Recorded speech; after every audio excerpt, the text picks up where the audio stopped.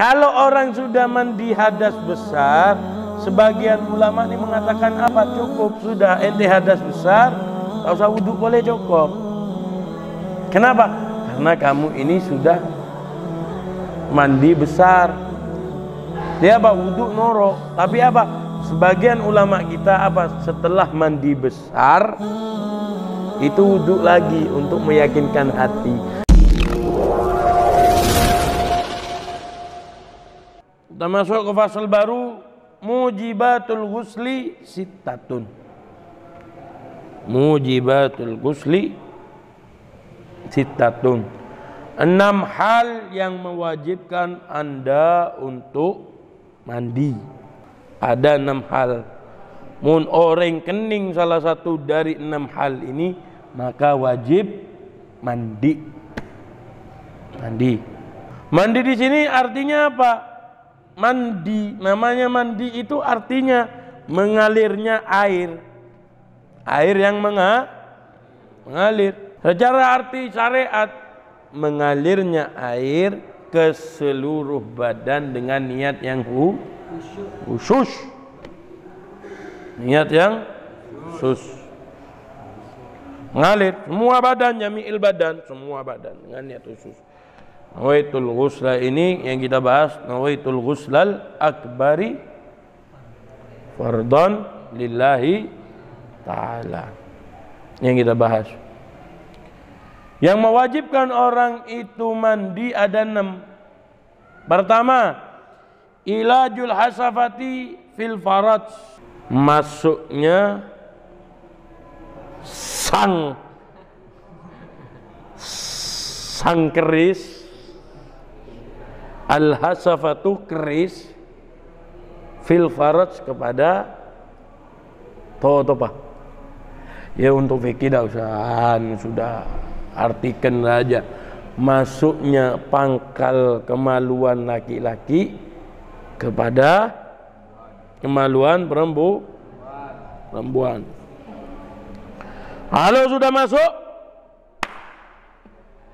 wajib mandi. Masih belum keluar, Beb. Baru masuk. Wajib. Bahkan amit seboran. Amit seboran, saya minta maaf, mohon maaf. Kalau seumpamanya ada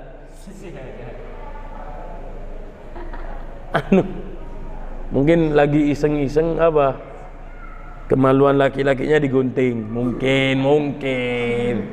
Lagi iseng, gabut gitu karena gara-gara karantina mandiri, tidak ada permainan lain, sudah bosan apa? Dipotong. Tek. Hilanglah helm. Si helm hilang. Gimana? Itu hukumnya meskipun dia buntung, hukumnya seperti ada helm. Atau dokter sunatnya psikopat. Benikun kolin saya ketok tapi bi helm kening dia, jadi potong. Gimana? Hukumnya meskipun dia tidak nyentuh, seumpama nggak ini ya. Ini kan aslinya orang punya kayak gini, tapi dia kayak gini. Nah, gini aja kan sudah anggapannya kan masuk sudah. Itu sudah wajib mandi. Yang nomor 2 adalah keluarnya mani. Benih pasal ini. Mani. Menurut Imam Nawawi, mani adalah ma'ul abyad, air yang putih, thahin, keruh. Yatadaffaqu fi hal khurujihi duf'ah ba'da duf'ah. Keluarnya itu muncrat satu-satu, terutut gitu. Ya ini juga penting, ya ruju bisahwah, keluarnya karena syahwat. Ada jeretan orang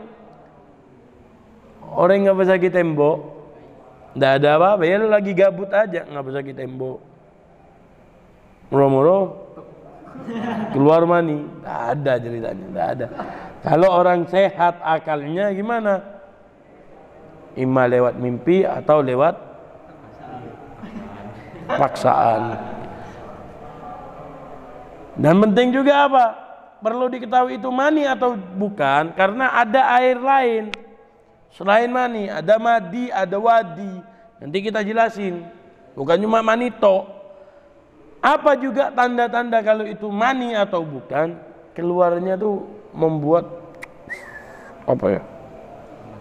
Menimbulkan rasa lega gitu apa? Lezat paham? Yatalazzatu bi khurujihi. Keluarnya itu lezat. Dan setelah keluar apa? Capek. Wa raihatuhu, adapun baunya kalau basah seperti baunya adonan. Adonannya gandum. Adonannya gandum. Kalau masih basah, mempeh basah, bangun dalam keadaan lezat dilihat, basah.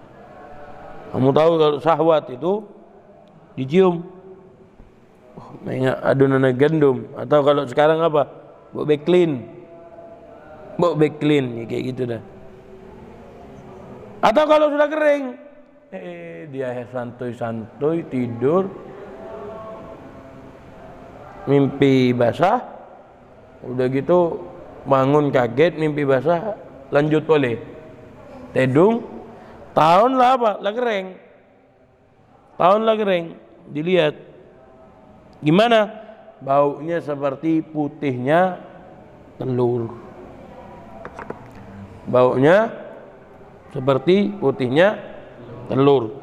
Kalau sudah ini mani dengan hal-hal yang sudah kita sebutkan, keluarnya satu demi satu, putih, keruh, dan keluarnya itu dalam keadaan syahwat, lezat ketika keluar, itu kita wajib mandi. Ada lagi, ini buat orang yang biasa bawa-bawa barang berat atau biasa badannya capek. Apa? Kalau orang biasa ngangkat berat, biasa kuli pinggul atau biasa laku bangunan, tiba-tiba keluar air. Kita tidak kebelet kencing, kita tidak nahan kencing, tapi keluar air. Apa itu? Itu namanya wadi. Wadi. Apa? Itu biasanya ada orang mengatakan beser. Keluar karena sering melakukan pekerjaan berat. Gimana hukumnya? Hukumnya wadi ini tidak wajib mandi, akan tetapi wajib wudu. Wudunya batal. Wadi ini tidak harus mandi, tapi wudunya Kenapa kok batal? Kenapa kok batal? Karena keluar dari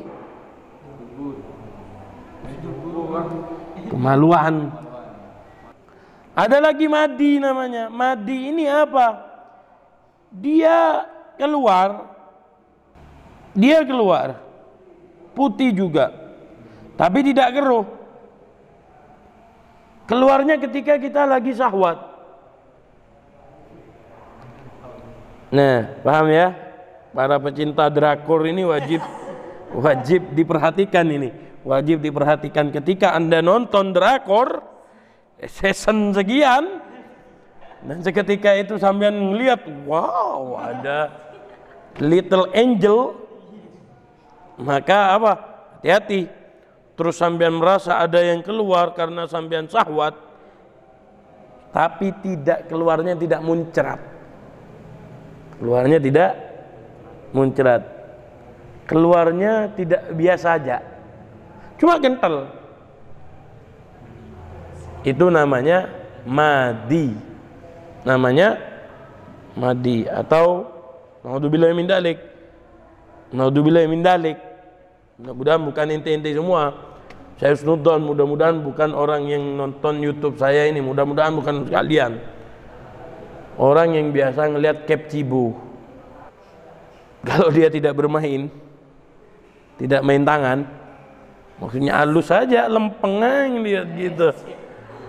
Gimana? Kadang keluar dengan syahwat, tapi tidak muncrat, tidak lezat keluarnya. Keluarnya lewat aja, amit ini, ceret gitu. Cuma agak kental. Nah itu namanya madi. Nggak wajib mandi. Tapi apa? Bajunya ini basah. Bajunya ini basah itu najis.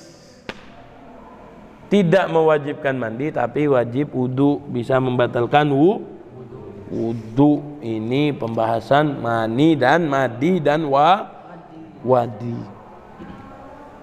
Nah yang nomor 3, orang wajib mandi itu ketika al-haid wan nifas.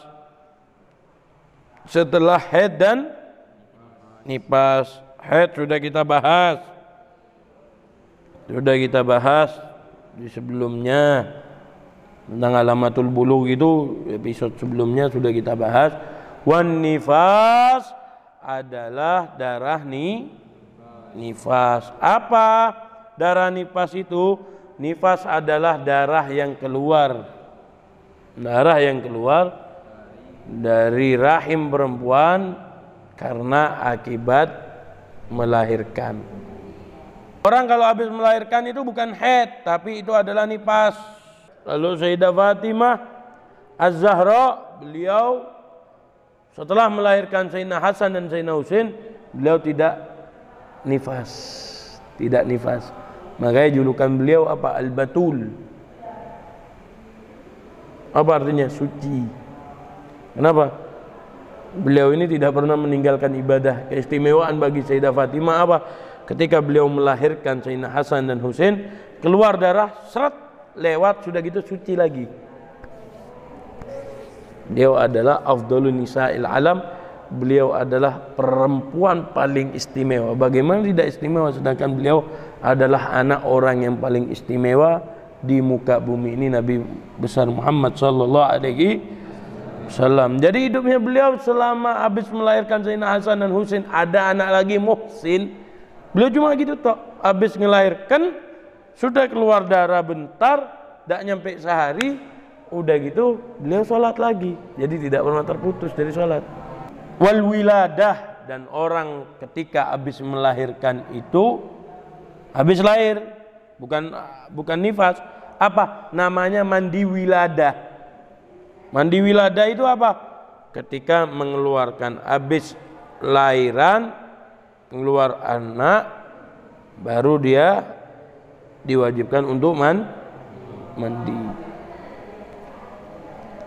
Ada sebagian orang, kenapa Beb kok harus mandi setelah itu? Biar seger lagi. Tetapi kan dia nifas Beb, sudah ketentuannya kayak gini. Mandinya apa? Mandi wajib setelah wiladah. Kenapa? Karena anak keluar ini di kemaluan.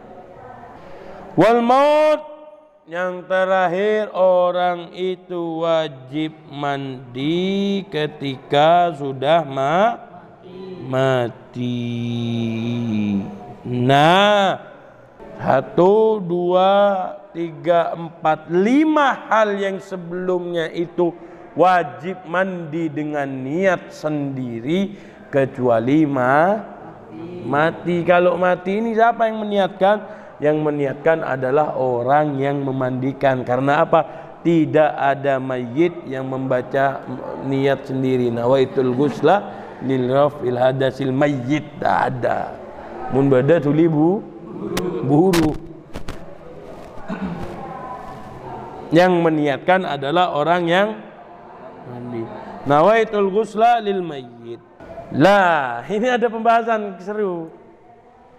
Kalau orang sudah mandi hadas besar, sebagian ulama ini mengatakan apa? Cukup sudah, ente hadas besar, tak usah wudhu, boleh cukup. Kenapa? Karena kamu ini sudah mandi besar. Dia apa? Wudhu noro. Tapi apa? Sebagian ulama kita apa? Setelah mandi besar itu wudhu lagi untuk meyakinkan hati. Aslinya mari mandi besar sudah cukup. Tapi apa? Sebagian ulama kita tidak mau, masih wudhu lah lagi. Itu untuk orang hidup. Beda dengan orang mati. Perlakuan kita kepada orang mati beda. apa? Diwuduin dulu baru mandikan. Jadi perhatikan untuk orang-orang yang mandikan mayit itu, kalau bisa belajar. Kasihan si mayit. Yang mandiin apa? Yang meninggal si mayit laki.